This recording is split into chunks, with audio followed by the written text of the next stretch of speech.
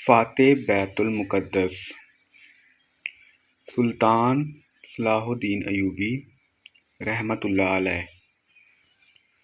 قسط نمبر 21۔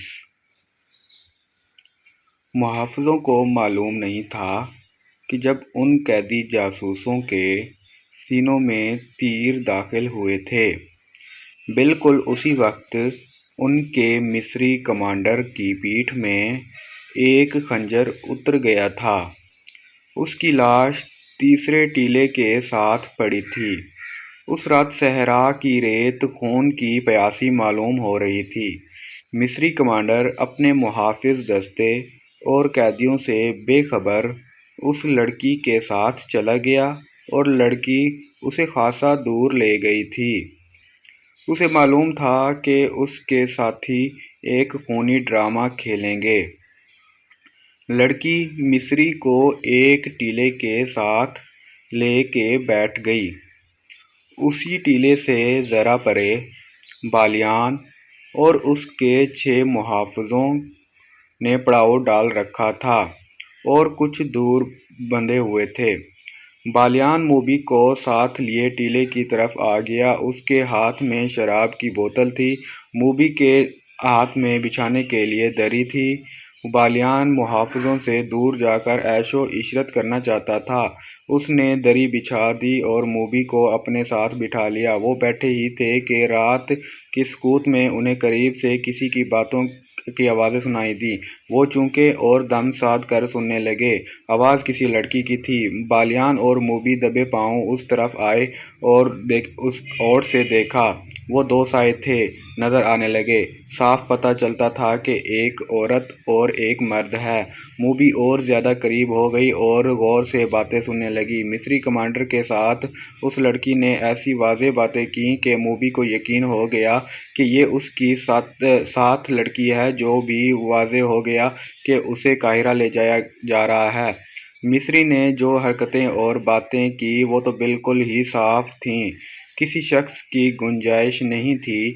موبی جان گئی تھی کہ یہ مصری اس لڑکی کو اس کی مجبوری کے عالم میں عیاشی کا ذریعہ بنا رہا ہے۔ موبی نے یہ بالکل نہ سوچا تھا کہ ارد گرد کوئی اور بھی ہوگا اور اس نے جو ارادہ کیا ہے اس کا نتیجہ کیا ہوگا۔ اس نے پیچھے ہٹ کر بالیان سے کان میں کچھ کہا، یہ مصری ہے اور یہ میرے ساتھ کی ایک لڑکی کے ساتھ عیش کر رہا ہے۔ اس لڑکی کو بچا لو، یہ مصری تمہارا دشمن ہے اور لڑکی تمہاری دوست ہے۔ اس نے بالیان کو اور زیادہ بھڑکانے کے لیے کہا، یہ بڑی خوبصورت لڑکی ہے، اسے بچا لو اور اپنے سفری حرم میں شامل کر لو۔ بالیان شراب پیے ہوئے تھا۔ اس نے کمر بند سے خنجر نکالا اور بہت تیزی سے آگے بڑھ کر خنجر مصری کمانڈر کی پیٹھ میں گھونپ دیا۔ خنجر نکال کر اس تیزی سے ایک اور وار کیا اور لڑکی مصری سے آزاد ہو کر اٹھ کھڑی ہوئی۔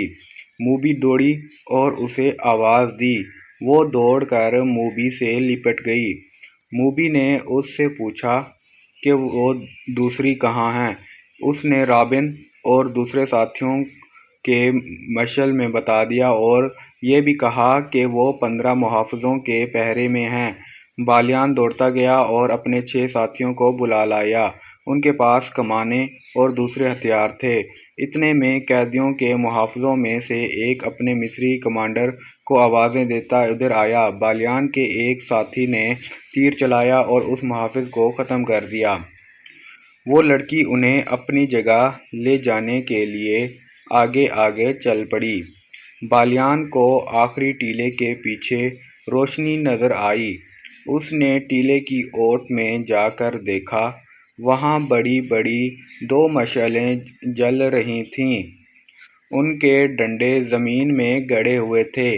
ان کے اوپر والے سروں پر تیل میں بھیگے ہوئے کپڑے لپٹے ہوئے تھے جو جل رہے تھے۔ بالیان اپنے ساتھیوں کے ساتھ اندھیرے میں تھا۔ اسے روشنی میں 5 لڑکیاں الگ کھڑی نظر آ رہی تھیں اور محافظ بھی دکھائی دے رہے تھے۔ ان کے درمیان 5 لاشیں پڑی ہوئی تھیں جن میں تیر اترے ہوئے تھے۔ موبی اور دوسری لڑکی کی سسکیاں نکلنے لگیں۔ موبی کے اکسانے پر بالیان نے اپنے ساتھیوں سے کہا کہ یہ تمہارا شکار ہے، تیروں سے ختم کر دو۔ ان کی تعداد اب 14 تھی۔ یہ ان کی بدقسمتی تھی کہ وہ روشنی میں تھے۔ بالیان کے ساتھیوں نے کمانوں میں تیر ڈالے۔ تمام تیر ایک ہی بار کمانوں سے نکلے۔ دوسرے لمحے کمانوں میں 6 اور تیر آ چکے تھے۔ ایک ہی بار قیدیوں کے 6 محافظ ختم ہو گئے۔ باقی ابھی سمجھ نہ سکے تھے کہ یہ تیر کہاں سے آئے ہیں۔ 6 اور تیروں سے 6 اور محافظ گرا دیے۔ باقی 2 بچ گئے۔ ان میں سے ایک اندھیرے میں غائب ہو گیا، دوسرا ذرا سست نکلا اور وہ بھی سوڈانیوں کے ایک وقت میں 3 تیروں کا شکار ہو گیا۔ 3 چتربان رہ گئے تھے جو سامنے نہیں تھے۔ وہ اندھیرے میں کہیں ادھر ادھر ہو گئے۔ مشعلوں کی روشنی میں اب لاشیں ہی لاشیں نظر آ رہی تھیں۔ ہر لاش ایک ایک تیر لیے ہوئے تھی اور ایک میں 3 تیر پیوست تھے۔ موبی دوڑ کر لڑکیوں سے ملی۔ اتنے میں ایک گھوڑے کی سرپٹ دوڑنے کی آوازیں سنائی دیں جو دور نکل گیا۔ بالیان نے کہا، یہاں رکنا ٹھیک نہیں، ان میں ایک بچ کر نکل گیا ہے، وہ قاہرہ کی سمت گیا ہے، فوراً یہاں سے نکلو۔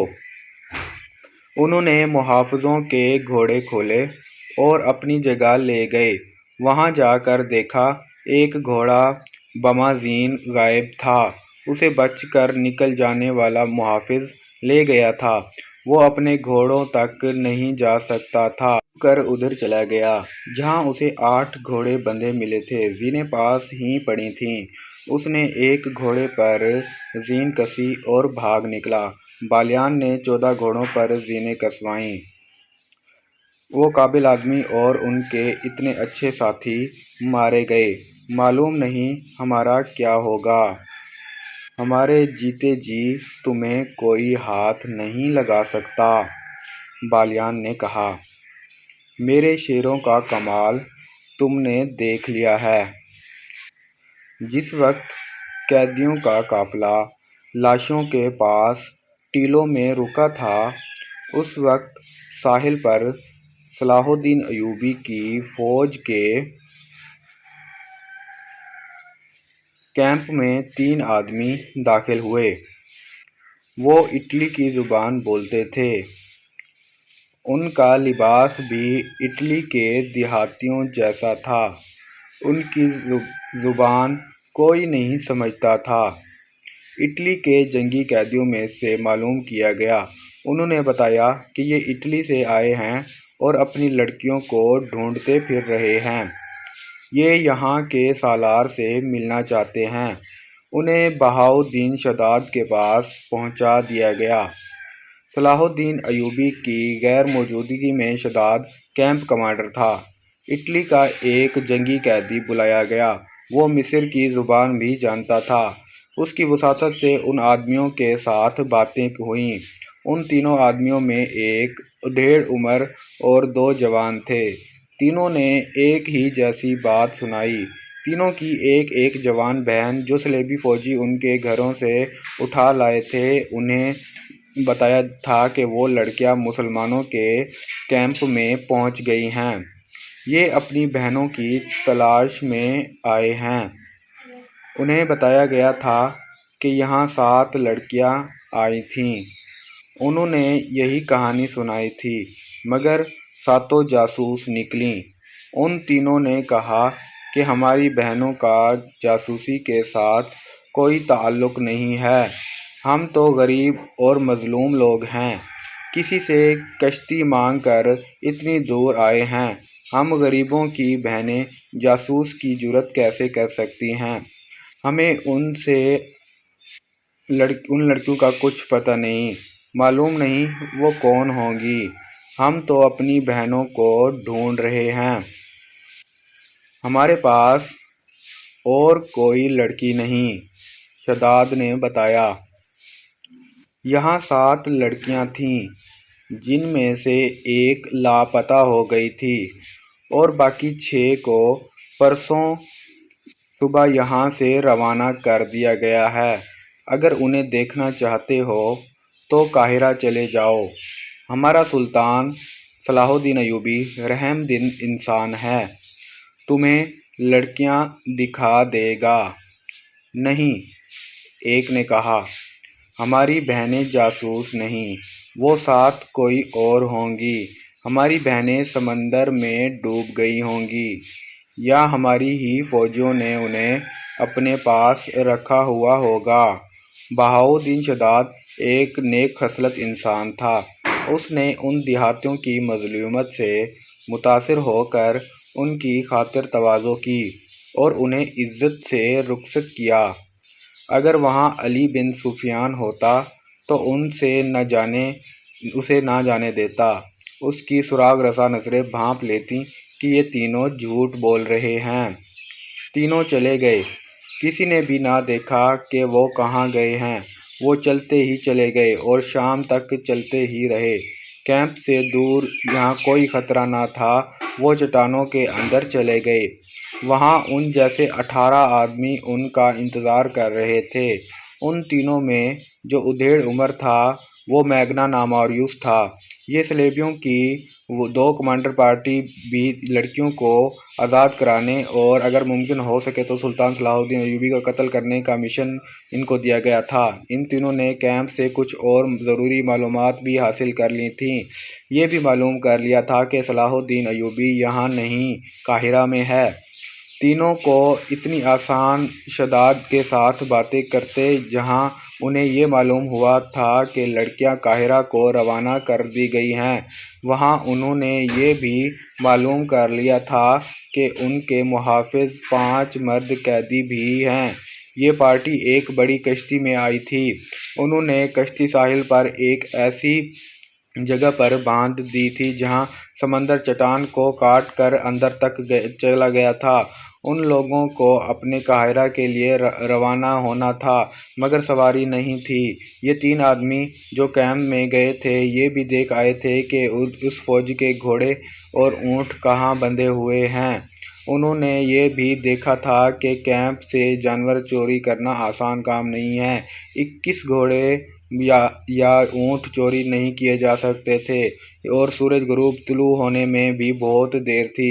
وہ پیدل ہی چل پڑے۔ اگر انہیں سواری مل جاتی تو وہ قیدیوں کو راستے میں ہی بچا لینے کی کوشش کرتے۔ اب یہ سوچ کر پیدل چلے کہ قاہرہ میں جا کر قیدیوں کو چھڑانے کی کوشش کریں گے۔ سب جانتے تھے کہ یہ زندگی اور موت کا سوال ہے۔ صلیبی فوج کے سربراہوں اور شاہوں نے انہیں کامیابی کی صورت میں جو انعام دینے کا وعدہ کیا تھا وہ اتنا زیادہ تھا کہ کوئی کام کیے بغیر کمبو واپس اپنی آرام اور بے فکری کی زندگی بسر کر سکتے تھے۔ میگنا ناموریوس کو جیل خانے سے لایا گیا تھا۔ اسے ڈاکہ زنی کے جرم میں 30 سال سزائے قید دی گئی تھی۔ اس کے ساتھ 2 اور قیدی تھے جن میں ایک کی سزا 24 سال اور دوسرے کی 27 سال تھی۔ اس زمانے میں قید خانے قصاب خانے ہوتے تھے۔ مجرم کو انسان نہیں سمجھا جاتا تھا، بڑی ظالمانہ مشقت کی جاتی اور مویشیوں کی طرح کھانے کو بیکار خوراک دی جاتی تھی۔ قیدی رات کو بھی آرام نہیں کر سکتے تھے۔ ایسی قید سے موت بہتر تھی۔ ان تینوں کو انعام کے علاوہ سزا معاف کرنے کا وعدہ کیا گیا تھا۔ صلیب پر حلف لے کر انہیں اس پارٹی میں شامل کیا گیا تھا۔ اس پادری نے اس سے حلف لیا تھا۔ اس نے انہیں بتایا تھا کہ وہ جتنے مسلمانوں کو قتل کریں گے اس سے 10 گناہ ان کے معاف کر دیے جائیں گے، اور اگر انہوں نے صلاح الدین ایوبی کو قتل کیا تو ان کے تمام گناہ بخش دیے جائیں گے، اور اگلے جہان خدائے یسوع مسیح انہیں جنت میں جگہ دیں گے۔ یہ معلوم نہیں کہ یہ تینوں قید خانے کے جہنم سے آزاد ہونے کے لیے موت کی اس مہم میں شامل ہوئے تھے، یا اگلے جہان جنت میں داخل ہونے کے لیے، یا انعام کا لالچ انہیں لے آیا تھا، یا وہ نفرت جو ان کے دلوں میں مسلمانوں کے خلاف ڈالی گئی تھی۔ بہرحال وہ عزم کے پختہ معلوم ہوتے تھے اور ان کا جوش و خروش بتا رہا تھا کہ وہ کچھ کر کے ہی مصر سے نکلیں گے یا اپنی جانیں قربان کر دیں گے۔ باقی 18 تو فوج کے منتخب کردہ تھے۔ انہوں نے چلتے ہوئے جہازوں سے جانیں بچائی تھیں اور بڑی مشکل سے واپس گئے تھے۔ یہ مسلمانوں سے اس ذلت کا آمیز شکست کا انتقام لینا چاہتے تھے۔ انعام کا لالچ تو تھا ہی، یہی جذبہ تھا جس کے جوش سے وہ ان دیکھی منزل کی سمت پیدل ہی چل پڑے تھے۔ دوپہر کے وقت ایک گھوڑا سوار صلاح الدین ایوبی کے ہیڈ کوارٹر کے سامنے جا رکا۔ گھوڑے کا پسینہ پھوٹ رہا تھا اور سوار کے منہ سے تھکن کے مارے بات ہی نہ نکل رہی تھی۔ وہ گھوڑے سے اترا تو گھوڑے کا سارا جسم بڑی زور سے کانپا، گھوڑا گر پڑا اور مر گیا۔ سوار نے اسے آرام دیے بغیر اور پانی پلائے بغیر ساری رات اور آدھا دن مسلسل دوڑایا تھا۔ سلطان ایوبی کے محافظوں نے سوار کو گھیرے میں لے لیا، اسے پانی پلایا اور جب وہ بات کرنے کے قابل ہوا تو اس نے کہا کہ کسی سالار یا کمانڈر سے ملا دو۔ سلطان صلاح الدین ایوبی خود ہی باہر آ گیا تھا۔ سوار اسے دیکھ کر اٹھا اور سلام کر کے کہا کہ سلطان کا اقبال بلند ہو، بری خبر لایا ہوں۔ سلطان ایوبی اسے اندر لے گیا اور کہا، خبر جلدی سے سناؤ۔ اس قسط کا دوسرا پارٹ اگلی ویڈیو میں دیکھیں اور ہمارا چینل سبسکرائب کر لیں۔ شکریہ۔